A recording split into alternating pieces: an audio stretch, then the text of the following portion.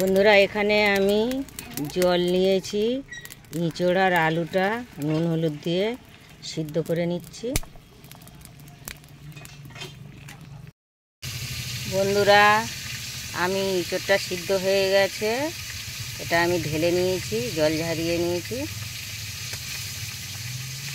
বন্ধুরা, ইঁচড় চিংড়ি আমি সব রকম মশলা কষে নিয়ে এবার ইঁচড়টা ঢেলে দিয়ে ভালো করে কষে নিয়ে জল ঢেলে দিয়েছি।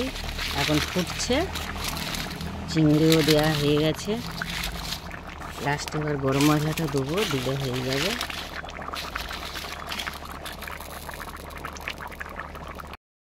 বন্ধুরা, ইঁচড় চিংড়ি আমার হয়ে গেছে। এইভাবে করে খেয়ে দেখবেন, খুব ভালো লাগবে এবং টেস্টিও খুব হয়েছে।